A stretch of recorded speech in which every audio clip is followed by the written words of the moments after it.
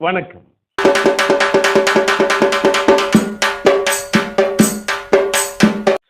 பண்டை தமிழர் வாழ்வில் இருந்த கொலைச்சிந்து வடிவத்தை, மெல்ல மறைந்து போன கொலைச்சிந்து வடிவத்தை சினிமாவில் மீட்டெடுத்து கொடுத்த இசைஞானி இளையராஜா. ஏற்கனவே ஒரு பாட்டு பார்த்துருக்கோம். என்ன பாட்டு அப்படின்னா, மலையூர் மம்பட்டியான் படத்தில் வரக்கூடிய காட்டு வழி போற பொண்ணே கவலைப்படாத அப்படிங்கிற பாட்டு. அதுக்கடுத்து அதே வடிவத்தில் அச்சு பெசகாம அதே நேரத்தில் வேற ஒரு உணர்வை கொடுக்கக்கூடிய இன்னொரு கொலைச்சிந்து பாட்டு தமிழ் சினிமாவில் இசைஞானி இளையராஜாவும் கவிப்பேரரசு வைரமுத்து சேர்ந்து பண்ணியிருப்பாங்க. இந்த பாட்டுக்கு என்ன சிறப்பு அப்படின்னா, இசைஞானி இளையராஜாவை தவிர வேற யார் இந்த பாட்டை பாடியிருந்தாலும் அந்த அளவுக்கு ஒரு யதார்த்தமான ஒரு கிராமத்து நடை, வெள்ளந்தியான ஒரு மனிதனுடைய நடை கிடைச்சிருமா அப்படிங்கிற அளவு சந்தேகம். அதோட சேர்த்து இசைஞானி இளையராஜா அளவுக்கு கவிப்பேரரசு வைரமுத்து இந்த பாட்டுக்குள்ள என்னென்னலாம் இலக்கியம் படைச்சிருப்பாரு எல்லாத்தையும் சேர்த்தே இந்த தொகுப்புக்குள்ள பார்க்கலாம். கரிமேடு கருவாயன் திரைப்படம் 1986 வெளிவந்தது. விஜயகாந்த், நளினி மற்றும் பலர் நடிச்சிருப்பாங்க. இந்த படத்துக்கு இசைஞானி இளையராஜா. இது மதுரை பகுதியில் வாழ்ந்த கருவாயன் அப்படின்னு சொல்லக்கூடிய ஒரு வீர மனிதனுடைய வரலாறு தழுவி எடுக்கப்பட்டது. 2 வகையான கதைகள் இதுக்குள்ள சொல்றாங்க. ஒன்று, அவர் சோழவந்தான் பகுதியில் வாழ்ந்தவர் அப்படிங்கிற ஒரு கதை. இன்னொரு பக்கம் பறவை முனியம்மாவுடைய கொலைச்சிந்து வடிவத்தில் அவர் ராமநாதபுரத்திலிருந்து வந்தவர் அப்படின்னு இன்னொரு கதையை சொல்றாங்க. ஒரு கதை வரும்போது என்ன நடக்கும் அப்படின்னா, கொஞ்சம் கொஞ்சமா நீங்க இட்டுக்கட்டி பாடும்போது அந்த வரலாற்றில் சுவாரஸ்யங்கள் சேர்க்கணும் அப்படிங்கிறதுக்காக ஒரு சில விஷயங்கள் மாற்றுவாங்க அப்படின்னு வச்சுங்களேன். ஆனா கரிமேடு கருவாயன் அப்படிங்கிற ஒரு மனிதன் இருந்தது உண்மை. அவர் தங்கச்சிக்காக வாழ்ந்துகிட்டு இருக்கார். ரொம்ப எளிமையான ஒரு மனுஷன். அப்படி இருக்கிறப்ப அவர் தங்கச்சிய எங்க வேலை பார்த்தாரோ அந்த பண்ணையார்கள் கற்பழிக்கிறாங்க. கற்பழிச்ச பிறகு அந்த பண்ணையார்களை இவர் வெட்டி கொன்னுறாரு. அதுக்கு பிறகு என்ன நடக்கும் அப்படின்னு நமக்கு தெரியும். அவரு போலீஸுக்கு ஒளிஞ்சிருக்காரு. ஒரு அளவுக்கு மேல போலீஸ் அவரை பிடிச்சி சுட்டு கொன்னுறாங்க. ஆனா மற்ற இதுவரைக்கும் நம்ம பார்த்த கொலைச்சிந்து வடிவத்தில் இருந்த பல பேருக்கும் இவருக்கு என்ன வேறுபாடு அப்படின்னா, கருவாயன் கையில துப்பாக்கியோ அருவாளோ வேற எதுவும் இருக்காது. ரொம்ப சாதாரணமா இருக்கக்கூடிய கவன் வில்லு அப்படின்னு சொல்லக்கூடிய அந்த வில்லு தான் வச்சிருப்பாரு. இன்னொன்னு, கருவாயனுக்கு என்ன சிறப்பு அப்படின்னா, அங்க இங்க காட்டுக்குள்ள போய் ஒளிஞ்சுக்கிறது கிடையாது. அவருக்கு தென்னைமரம் ஏறக்கூடிய பழக்கம் இருக்கு. அப்படிங்கிறதுனால தென்னை மரத்துல மேல ஏறி 2 மட்டைக்கு பின்னிட்டு அது மேல படுத்துறது அந்தரத்துல போலீஸே கண்டுபிடிக்க முடியாத அளவுக்கு கருவாயன் அப்படிங்கிற அந்த மனிதன் இருந்திருக்காரு அப்படின்னு வச்சுக்கோங்களேன். இந்த கவட்ட வில்லால தான் எல்லாரையுமே போலீஸை உள்பட அவர் கட்டுப்படுத்தி இருக்காரு. அந்த அளவுக்கு அந்த கவன் வில் அப்படிங்கிறது அவருக்கு அதுல வீசுறதுல ரொம்ப கெட்டிக்காரரா இருந்திருக்காரு. சரி, இந்த பாட்டுக்கு என்னங்க சிறப்பு அப்படின்னா, கொலைச்சிந்து வடிவம் நம்ம ஏற்கனவே பார்த்தது மாதிரி 1980கள் 90கள் வரைக்கும் தமிழ்நாட்டில் இருந்தது. எதுக்காக இருந்தது அப்படின்னா, அதாவது மக்கள் ஆதரிக்கக்கூடிய ஒரு மனுஷன் ஏதோ ஒரு வகையில் ஒரு கொலை பண்ணிடுவாரு. அவரை தேடி விரட்டி அந்த எதிர்பார்ட்டியுடைய உதவியோட காவல்துறை ஒன்று சுட்டுக்கொள்ளும், இல்லை கொண்டு போய் தூக்குல போடும். இந்த மாதிரி உள்ளவங்களை அந்த அவங்களுடைய வரலாற்றை நினைவுபடுத்தணும் அப்படிங்கிறதுனால மக்களை இட்டுக்கட்டி பாடக்கூடியது. அதிலும் குறிப்பா ஒரு டேப்பு ஏதாவது ஒரு கருவியை வச்சுக்கிட்டு சந்தையில அப்படி பாடுவாங்க. பாடுறப்ப மக்களுக்கு அந்த செய்தி போய் சேரும். இவங்களுக்கும் ஓரளவு ஜீவனத்துக்கான உதவியாகும் அப்படிங்கிறது தான் இந்த கொலைச்சிந்து அப்படிங்கிறது காலங்காலமா இருக்கிறது. இதுல இசைஞானி இளையராஜா என்ன பண்ணிருப்பார் அப்படின்னா, ஒரு டேப்பை மட்டுமே பயன்படுத்திப்பார். அதுலயும் குறிப்பா நான் சொன்னேன் இல்லையா, ராஜா சாரை தவிர வேற யாரும் இந்த இடத்துல பண்ணியிருந்தா அவ்வளவு யதார்த்தமா அவ்வளவு இயல்பா இருக்குமா, ஒரு கிராமத்து வெள்ளந்த மனிதன் மாதிரி இருக்குமானா இருக்காது. அப்படிங்கிறதா நீங்க பாட்டை முழுசா கேட்டீங்கன்னா தெரியும். இது ஒரு முகப்பு பாடல் தான். இசைஞானி இளையராஜா ஆரம்பத்திலே உங்களை ஈர்த்துருவாரு. அடி கதை கேளு கதை கேளு அப்படிங்கிற உங்களை ஈர்த்துருவாரு. கருவாயங்கதை கேளு அப்படிங்கும் போது நம்ம படத்துக்கு போய் பார்க்கணும் அப்படிங்கிற எண்ணத்தை இதுக்குள்ள கொடுத்துருவாரு. கதைகேளு கதைகேளு கரிமேடு கருவாயன் கதைகேளு கதைகேளு அடிய கரிமேடு கருவாயன் கதை போல இனி இந்த புவியேளும் கிடையாது அடிய அப்படின்ட்டு கட்டுக்கதை இல்ல ஒட்டு கதை இல்ல கண்டு கேட்டு வந்தோம் ஒருவாறு, கட்டுக்கதை இல்ல ஒட்டுக்கதை இல்ல கண்டு கேட்டு வந்த ஒருவாறு, வைகை நதிக்கிற ஓரத்துல அங்க வாழ்ந்து செய்யிச்சவன் வரலாறு அப்படின்னு இருப்பாரு. என்னங்க வாழ்ந்து செய்யிச்சவன் வரலாறு?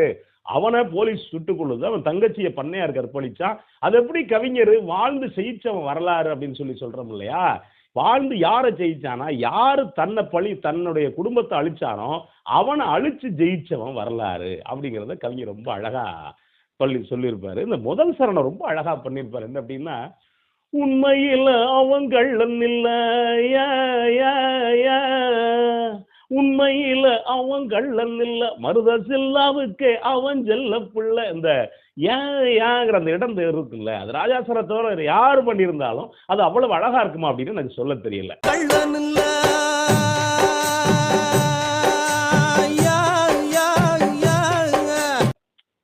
சொந்தம் ஒரு ஆள் இல்ல, பந்தம் மதுதான் இல்ல, மலையும் மரமும் தவிர யாரும் இல்ல, தங்கச்சி அப்பண்ண கற்பழிச்சான், அவன் ரத்தத்துல இவன் கொப்பளிச்சான்.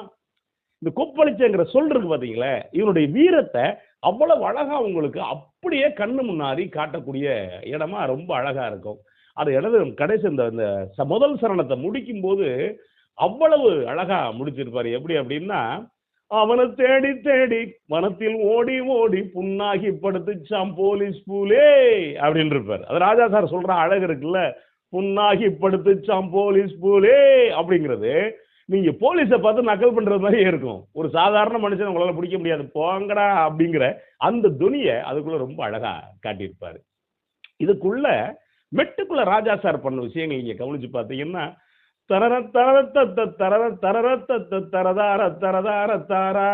இது வந்து ரொம்ப சாதாரணமா எளிமையான நடையில இருக்க வேண்டிய ஒரு கொலைச்சந்து.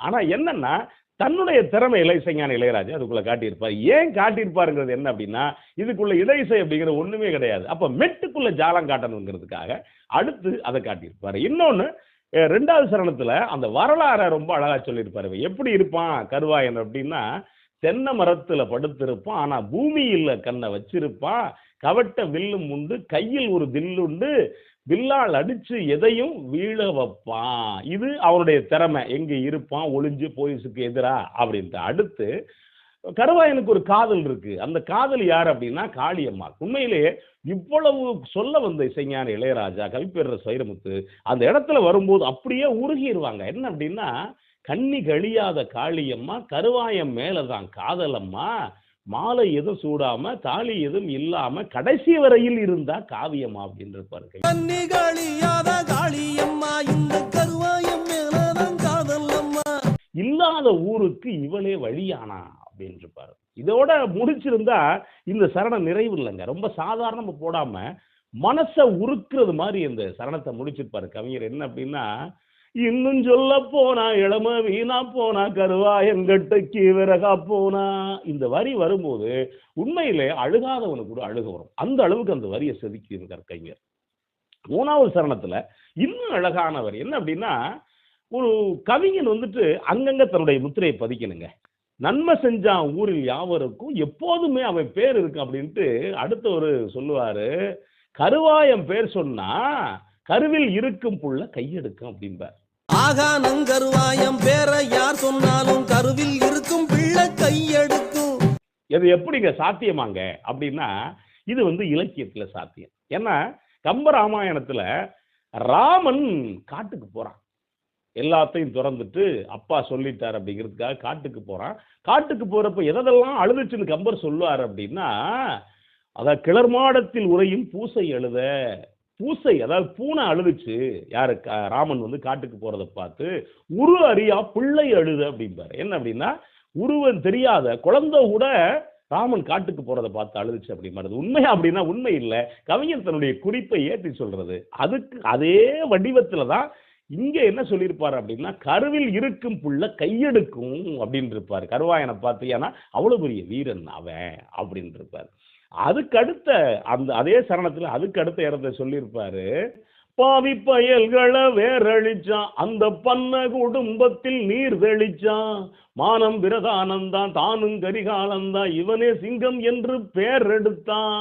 இந்த பிரதானம் இருக்கு அப்படி சொல்லு இருக்குல்ல, இந்த சொல்ல படிக்காத மக்கள் எப்படி சொல்லுவாருங்கிற அளவுக்கு கவிப்பேரரசு அழகா எழுதியிருப்பாரு, இசைஞானி அழகா பாடியிருப்பாரு. அடுத்த இடம், இந்த முடிக்கிற இடம் இருக்குல்ல, ரொம்ப ரொம்ப அற்புதமா முடிச்சிருப்பாரு. என்ன அப்படின்னா, அவனை எண்ணிக்கொண்டு நெஞ்சில் சோகம் கொண்டு வாய்க்காலா போகுதான் வைகனதே அப்படின்னு முடிச்சிருப்பாரு. என்ன அப்படின்னா, வைகையார் என்னங்க கருவாயனை நினைச்சா வந்து கோடை காலத்துல வத்தி போகுது இல்லை, அது இயல்பா வத்துது. ஆனா கவிஞர் தன்னுடைய குறிப்பை ஏற்று என்ன சொல்றாரு அப்படின்னா, கருவாயனுக்கு நடந்த சோகத்தை நினைச்சு, கொடுமையை நினைச்சு வைகை ஆறு கூட சுருங்கி வாய்க்காலா போகுது அப்படின்னு முடிச்சிருப்பாரு. இதுதாங்க இந்த பாட்டுடைய உச்சம். அவனை எண்ணிக்கொண்டு நெஞ்சில் சோகம் கொண்டு வாய்க்காலா போகுது வைகனரே. ஒரு சாதாரணமான காலங்காலமா மக்கள் பயன்படுத்தக்கூடிய கொலைச்சிந்து அப்படிங்கிற வடிவத்தில் இருக்கக்கூடிய பாட்டு. இந்த கொலைச்சிந்து வடிவத்துக்குள்ள இவ்வளவு அழகியல், இவ்வளவு யதார்த்தம் கலந்த இசைஞானி இளையராஜா, கவிப்பேரரசு வைரமுத்து 2 பேரும் அவ்வளவு அழகா பண்ணியிருப்பாங்க. இந்த பாட்டை இன்னொரு முறை கேளுங்க. நன்றி, வணக்கம்.